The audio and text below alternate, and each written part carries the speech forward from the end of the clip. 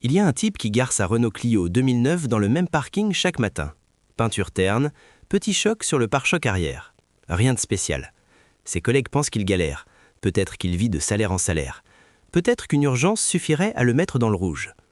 Ce qu'ils ne savent pas, c'est qu'il a 1,2 million d'euros en ETF. Sa maison est remboursée. Les études de ses enfants sont entièrement financées. Il pourrait prendre sa retraite demain matin s'il le voulait. Il choisit la Clio, volontairement. Un groupe a l'air riche. L'autre groupe l'est vraiment. Ces deux groupes sont rarement les mêmes personnes. Cette vidéo ne parlait pas d'être radin. Elle parle de comprendre quelque chose que la plupart des gens ne comprennent jamais.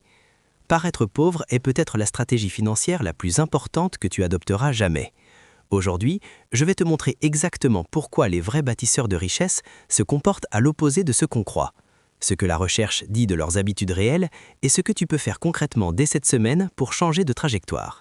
Laisse-moi te donner un concept qui va changer ta façon de voir chaque achat pour le reste de ta vie. Chaque euro dépensé en apparence est un euro qui ne peut plus fructifier pendant 30 ans. Ce n'est pas juste une perte sèche, c'est une perte composée. Les marques de luxe ne vendent pas des produits, elles vendent des signaux. Un sac à 2000 € ne porte pas mieux qu'un sac à 80 €. La différence de prix achète une seule chose, la capacité à signaler ton statut à des gens qui, pour la plupart, s'en foutent. Le sociologue Thorsten Veblen a décrit ce phénomène il y a plus d'un siècle. Il l'a appelé la consommation ostentatoire. Les gens n'achètent pas pour l'utilité, ils achètent pour le regard des autres. Et le paradoxe est brutal.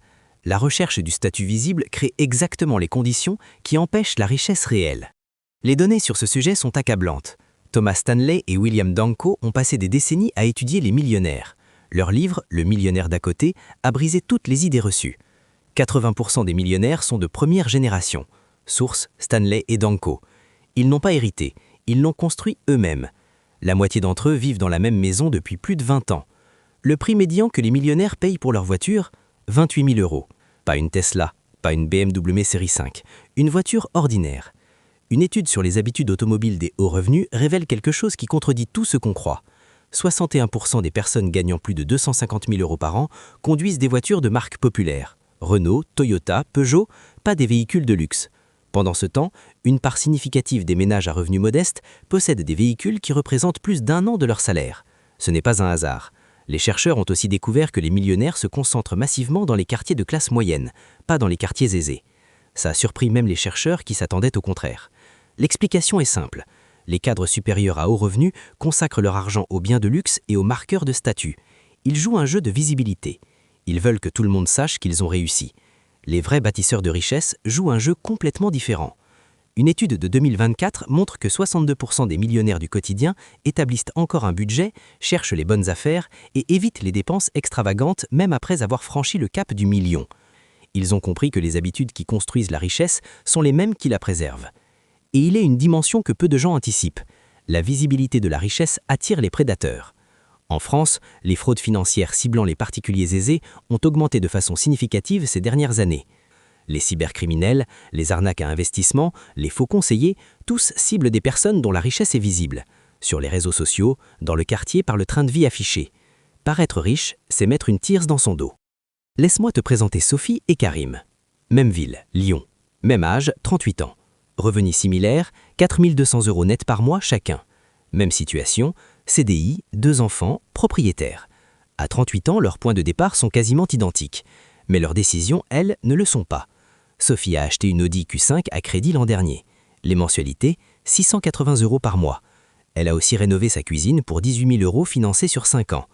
Quand ses collègues font des dîners dans des bons restaurants, elle ne veut pas paraître à court d'argent. Elle paye sa part. Son taux d'épargne, 4%. Son PEA, 8 000 €. Son sentiment, elle réussit. Ça se voit. Karim conduit une Peugeot 308 de 2019, achetée comptant, d'occasion. Il a refusé 2 fois de partir en voyage groupe avec des collègues parce que ça ne rentrait pas dans son budget ce mois-ci. Certains pensent qu'il est un peu juste.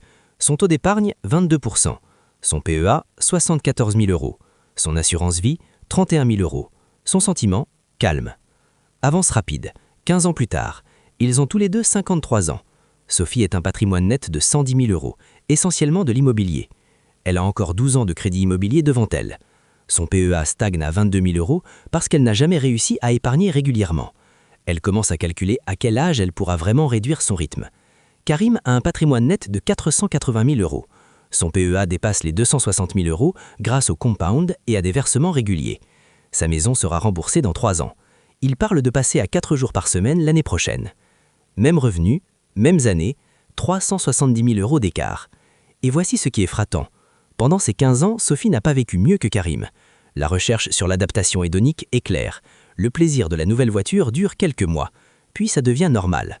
L'Audi devient une voiture comme les autres. La cuisine rénovée devient la cuisine. Karim, lui, a un truc que Sophie n'a pas.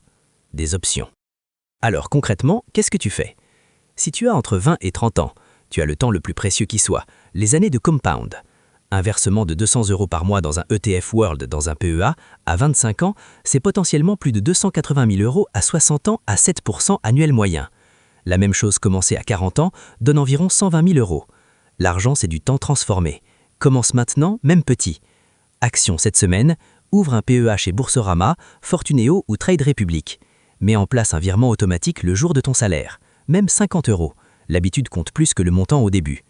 Si tu as entre 30 et 45 ans, c'est la décennie où les revenus montent et où la pression sociale de paraître est la plus forte. C'est exactement là où se joue tout. Pose-toi cette question avant chaque achat significatif. Est-ce que j'achète ça pour moi ou pour le regard des autres? Si c'est pour le regard des autres, tu payes en euros aujourd'hui ce qui vaut 10 fois plus en liberté demain. Action cette semaine, calcule ton taux d'épargne réel ce mois-ci. Divise ce que tu as mis de côté par ton revenu net. Si c'est en dessous de 15%, identifie une seule dépense de statut que tu peux réduire ou éliminer dès maintenant. Si tu as 45 ans et plus, il n'est pas trop tard, mais chaque année compte maintenant de façon disproportionnée. Les versements dans ton PEA ou ton assurance vie ont encore 15 à 20 ans pour fructifier. C'est suffisant pour changer ta retraite. Et surtout, arrête de financer l'apparence. La voiture suivante peut être d'occasion. Le prochain téléphone peut rester le même encore 2 ans. Action cette semaine, fais le calcul. Si tu avais investi en ETF World tout ce que tu as dépensé en upgrades inutiles ces 5 dernières années, tu aurais combien aujourd'hui? Le principe derrière tout ça est simple. La richesse se mesure en options, pas en possession. Pas en ce que tu peux acheter, en ce que tu n'as plus à subir. Revenons à notre type qui a sa Clio dans le parking. Ses collègues passent à côté de lui chaque matin sans rien comprendre. Il voit une vieille voiture, il en tire des conclusions sur sa vie, sur son succès, sur sa valeur. Ce qu'il voit dit quelque chose sur eux, pas sur lui. Lui, il a compris quelque chose de fondamental. La Clio ne l'empêche pas de vivre bien. Elle lui permet de vivre libre. Pendant que ses collègues renouvellent leur leasing tous les 3 ans pour ne pas perdre la face, lui, il compound. Pendant qu'ils achètent des signaux, lui, il achète du temps. Les gens qui remarquent sa vieille voiture et se sentent supérieurs sont souvent les mêmes qui travailleront jusqu'à 67 ans parce qu'ils n'auront pas le choix. Lui pourrait arrêter demain. Paraître pauvre n'est pas un manque d'ambition, c'est la forme d'ambition la plus rare et la plus efficace qui existe. La richesse, ce n'est pas ce que tu montres, c'est ce que tu gardes.